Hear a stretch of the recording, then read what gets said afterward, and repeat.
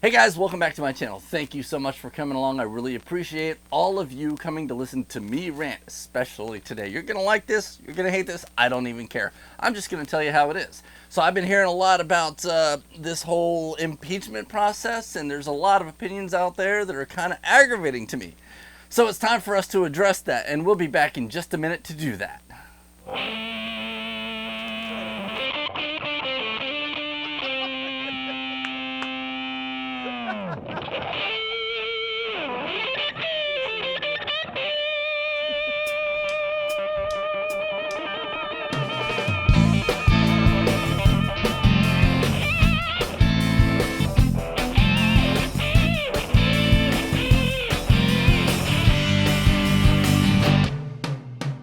You heard a while, but that's just what people do.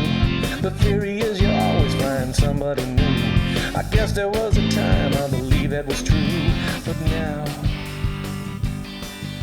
Okay, so welcome back. Listen, again, thank you so much for all the likes and all of the, the shares. The shares mean a lot to me. Every time somebody sees one of these videos, I feel like we've moved our fundamental doctrine a little bit more to the front.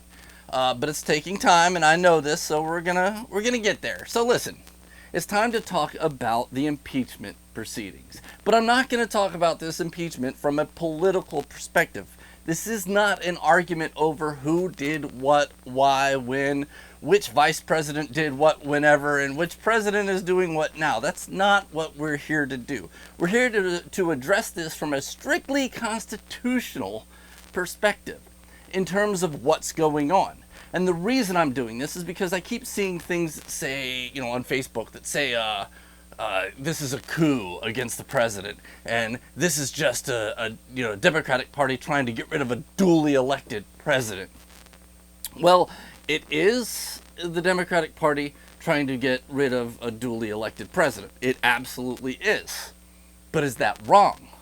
Well, I guess if you're a Republican and your agenda comes first, then yes. But in reality, this is the epitome of the phrase, elections have consequences. You see, let's look at this, electorally speaking. Okay, so Trump was elected not by popular vote. You know that, you realize that, but the proper way, through the Electoral College, as was relatively designed into our Constitution, right? So the public was never meant to, be the final say in who president is. Thank God, I guess, because we'd have had Hillary, right? Although I've made arguments to the contrary, and I'll make those arguments again. But today we're going to talk about just strictly from the electoral perspective. So the president was lawfully, legally, and, properly elected into his job. Now, what is the president's job? Well, according to the Constitution, the president's job is to actually do what Congress wants him to do. He's not a king. He's not there to do what he wanted to do. Now, if he wants to do what he wanted to do, then he must lead. And I don't mean lead through authority. I mean he has to lead as leaders should, through expression, through sharing, through the bully pulpit. His job is to go out in front of the people and say, this is what we should do and this is why we should do it. If he fails at leading, when that first election comes along after that happens, the midterm election, then the people will turn on him. And they will put an opposing party into Congress in order to control him, which is what happened. The fact that he's in the position he's in now is because he failed to do his first job in the first 2 years of his presidency. I know you think he's done everything he said he was going to do. Well, whether he has or hasn't done the things he said he was going to do is irrelevant. What he has failed to do was bring the people to his side. When you go back and you look at Ronald Reagan, whether you liked what he did or not, you have to admit that what he was good at was getting support. He brought everybody under the Republican tent because he was good at communicating.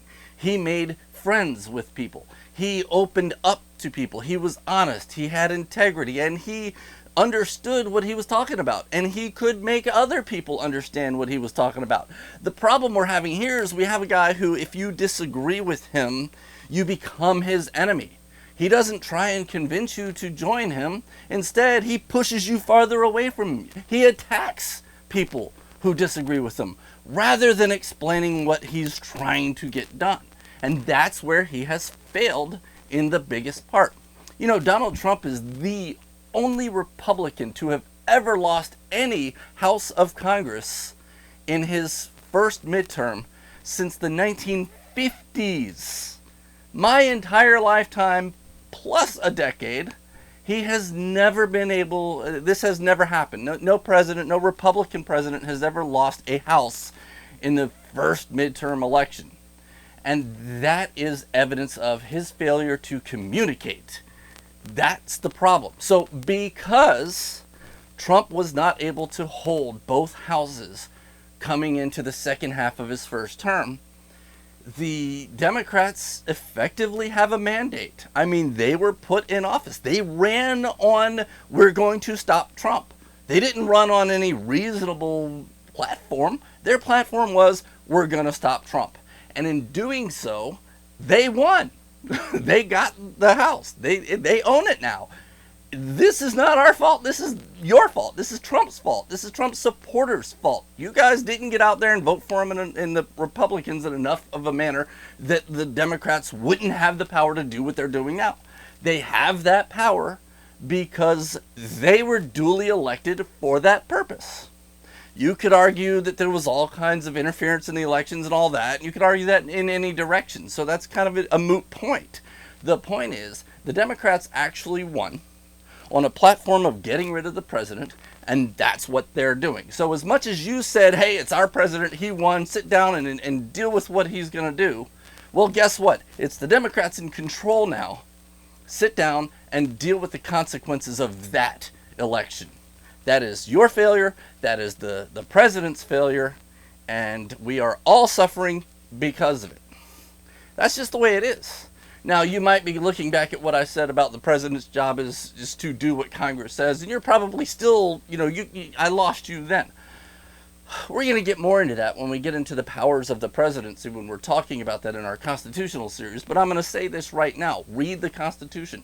The president only has, when it comes to, his position, his job, only has one authority, and it's a negative authority. And not only that, but it's a measured negative authority. That is, the president has the authority to veto what Congress wants to do, and Congress has the authority to override it and force him to do it. So the president doesn't have complete veto power. The president can't just say, no, I don't want to do it, so we're not doing it. He has to actually say, I don't want to do it, so here, take it back. And if they override it, then the president has to do it. It's not his option to say, I still don't want to do it even though the veto was overturned. He does not have that power. We don't have a king. Okay? And if the president is doing anything that Congress doesn't want him to do, not just not doing what Congress wants him to do, but doing something that Congress wants him not to do, then he must be impeached. That is the whole point of the system. It's the whole reason they have impeachment. That is the meaning of the word misdemeanor.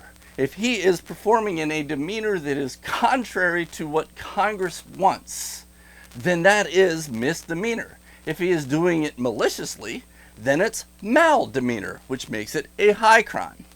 So you guys are a little confused. I understand. I know you were raised in a school system that teaches you really bad politics. They've always wanted the president to be king until they got this guy. Now they're like, whoa, we don't want him to be king.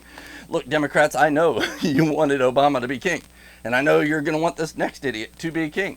But I don't want any of them to be my king or yours. I don't want them to tell you what to do. I don't want you to have them tell me what to do.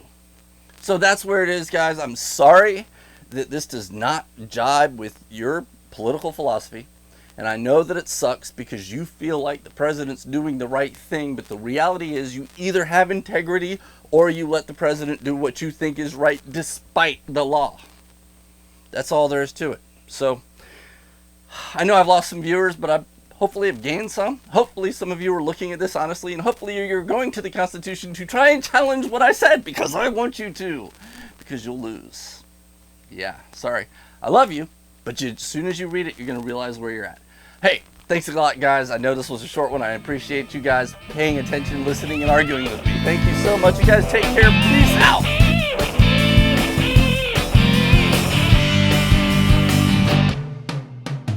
You heard a while, but that's just what people do. The theory is you always find somebody new. I guess there was a time I believe that was true.